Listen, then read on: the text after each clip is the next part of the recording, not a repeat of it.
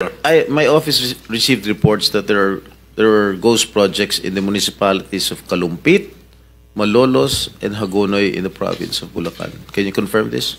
Yes, Your Honor. That's true. Well, this is information that we have received, Your Honor. And the contractor, allegedly, Wawaw Builders, correct? That's correct, Your Honor. And SYMS Construction. Am I correct?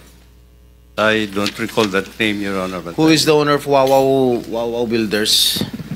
Mark Alan Arevalo. All right. I think the committee already will issue a subpoena. All right. So, sa aking palagay, itong mga ghost projects na nabulgar na ngayon, siguro inaayos na nila. Tama? Para hindi malata na ghost.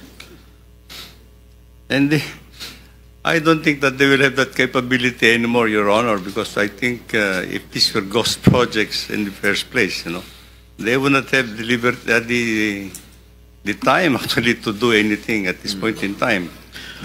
Ilan ang ghost projects ninyo dyan? This is on the process of validation, Your Honor. This is But do you still believe that there are ghost projects there? Or there were ghost projects? In all candidness, Your Honor, I think so. You think so? Yes. San yan? Well, as I said, as I mentioned in my statement, there are district offices that we are trying to continue the validation of some of the projects, Your Honor. Let me just point out, Your Honor, that many of these projects also, many of the other projects that I have mentioned, some of these projects were also implemented in 2021, in 2021, 2022. Sige. Kailan nyo pa nalaman na may mga ghost projects? Since you assumed office, Mr. Secretary? Or just lately? Just lately, Your Honor, and unfortunately. So ibig sabihin, when did you assume as Secretary when President Marcos appointed you? Yes, Your Honor. 2022? Yes, all right. Your Honor. So you believe in 2022, 2023, 2024, walang ghost project? Well, Your Honor, at the central office, we are relying actually on our project monitoring information that comes to us actually, unless it's going to be validated actually and filled. So you said siguro merong mga ghost projects. Who informed you na merong mga ghost projects? Well, there are already informations that are coming up. Yes. Who in particular informed you that there were or there are? There are ghost people projects? in the department actually that are. And how do they know that na merong mga ghost projects? Well, there are people actually who can actually certify, Your Honor, and these are the projects that we are now intensively validating actually. Okay, my office received reports that there are ghost projects in the municipalities of Kalumpit, Malolos, and Hagonoy in the province of Bulacan. Can you confirm this? Yes, Your Honor. That's true. Well, this is information that we have received, Your Honor. And the contractor, allegedly, Wawaw Builders, correct? That's correct, Your Honor. So, sa aking palagay, itong mga ghost projects na nabulgar na ngayon, siguro inaayos na nila. Tama? Para hindi malata na ghost. And I don't think that they will have that capability anymore, Your Honor, because I think if these were ghost projects in the first place, they would not have delivered the time actually to do anything at this point in time. The records will show that if there is no project at all that was implemented and payment has been made. All right. Magkano ang in-award dito sa Wawaw? Wawaw Builders. I don't have the figure right now, Mr. Chair, but I think it's predominantly. No. Meron mga figures dyan. Huwag niyo ako lulukoyin dito. Yeah. Labas niyo kung magkano yung in-award nito sa Wawaw Builders. Mga ghost projects. Kadiri kayo. Mr. Chair, well, I've just been given the tabulation. Wawaw Builders, 85 projects amounting to 5,971,000,000. Ito bang, I'm not familiar, no? Ito bang Kalumpit, Malolos, Hagonoy falls under the first Yes, Your Honor. Bulacan district? Ah? Yes. Alright. Yes, Your Honor. So magkano? Yung sa Wawaw? 5,971,811,600. In Bulacan alone? In Bulacan First Engineering District, Your Honor. So ang ghost project lang na sinasabi mo, sa Bulacan lang. There seems to be some ghost projects actually as reported, Your Honor. Are you investigating this right Yes, now? Your Honor. We're investigating it. Bakit mukhang exempted ang DPWH sa preventive suspension? Alam niyo po, si Senator Miriam Defensor, nilabanan niya yun dito because she was preventively suspended. Then she became senator.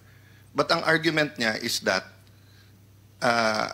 I cannot cover kasi wala na ako dun sa opisina na yon. But I heard kanina na walang na preventive suspension. So in connection sa tanong ni Senator Bam, kung meron nagtatakip sa ghost, wala pa tayo dun sa iba, sa ghost, pero hindi siya preventively suspended, then he or she will have time. Second point lang, and I'll stop there because nakapila naman yung iba. Ito, Sec, sinubmit nyo sa amin DPWH protocols for ensuring the quality of safety infrastructure projects. According sa makapal na memo na to, from the central office all the way down to the DE, meron na silang quality control. Kahit 100 river basin ang babanggitin nyo sa amin until and unless they are integrated with one another, which is the mandate of this office. Walang mangyayari. Ang laki pala ng mandato nitong opisinang ito. Kumbaga, yung palang susi ng lahat ng ito. Gawa na kayo ng project, DPWH. DBM, bigay ng pundo. Pero yung opisina na mayroong pananagutan na na-integrate, i-connecta lahat ng inyong ginagawang flood control. Natutulog pala. Hindi pala nyo kinukonsultan. Hindi pala kayo magkakakilala.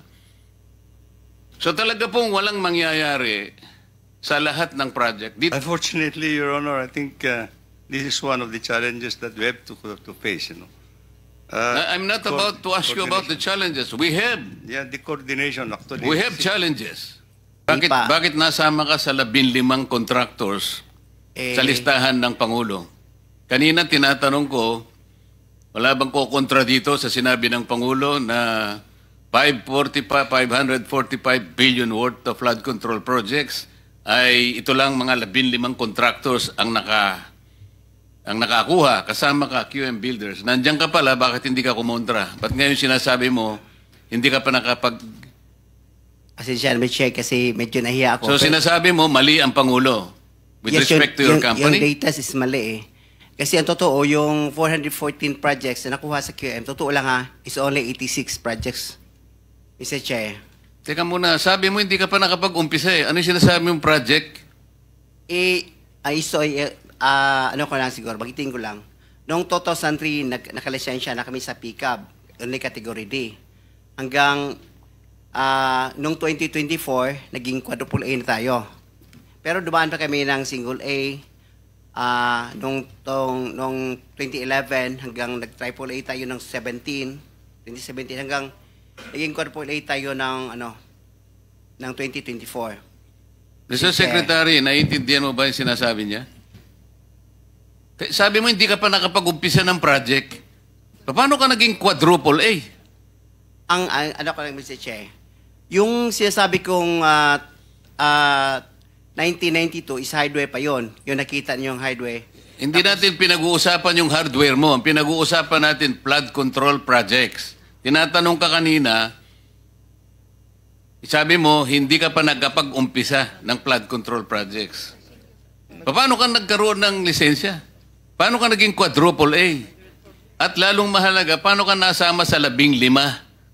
Gumawa ka na ng flood control project. Gumawa na tayo ng flood control project. O ngayon gumawa ka na naman. Ano ba talaga yung totoo? Baka hindi ka makauwi sa araw na ito. Nagsisinungaling ka na naman Ang sinabi ng Pangulo, kasama ka sa 15. Tama, Mr. Huwag Che. mong mamaliitin ito. Bagatas dito, Aartihin mo kami, sasabihin mo, hindi ka pa nagumpisa ka isang hardware. May problema dito eh. Ano lang yan, history lang yung sinasabi ko, Mr. Chair. Ano na yung totoo? Yung totoo, may lisensya na tayo na quadruple A ngayon. O ngayon nga, ngayon meron ka ng quadruple. Yes, Mr. Chair. O, ilang project ang na-execute mo na? Marami na eh. O kanina sinabi mo, hindi ka pa nakapag-umpisa eh. Meron akong hawak na martilyo rito, sinasabi ko sa'yo.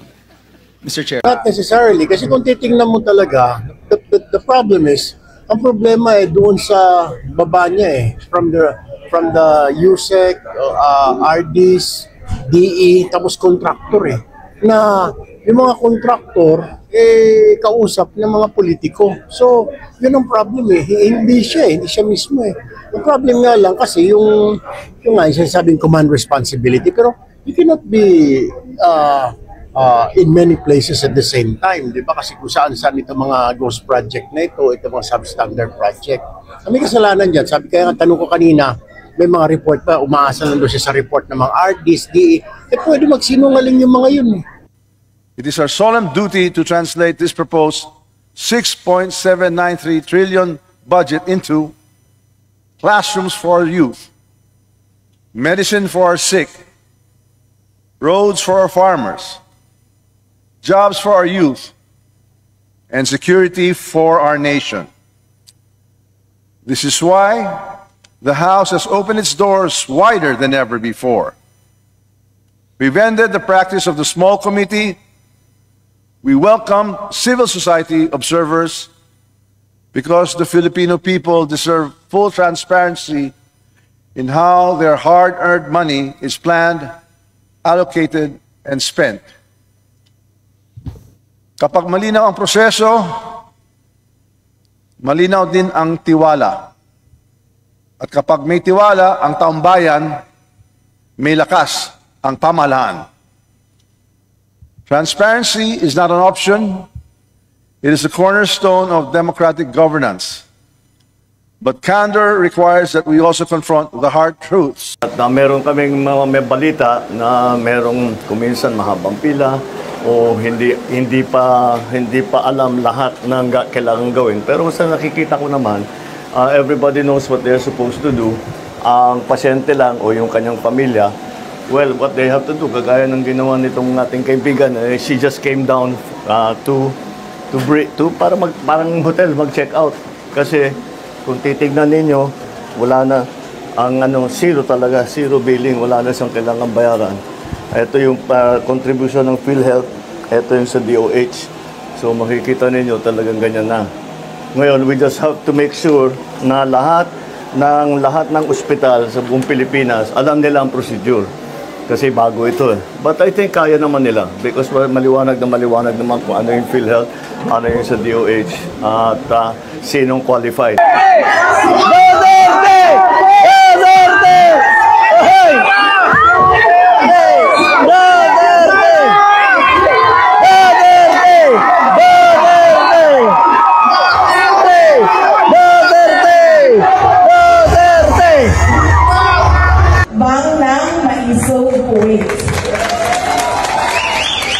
Maraming salamat sa inyo dahil tinulungan ninyo ang mga counterparts ninyo sa Office of the Vice President para mabuo itong pagtitipon para sa ating mga kababayan. And syempre, sa inyo nang galing ang sulat, invitasyon para sa araw na ito. Maraming salamat.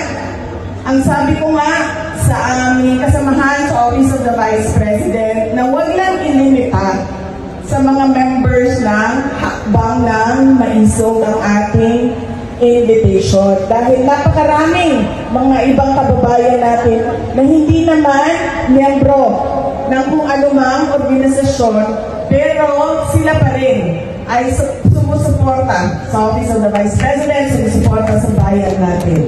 Kaya maraming salamat. Thank you.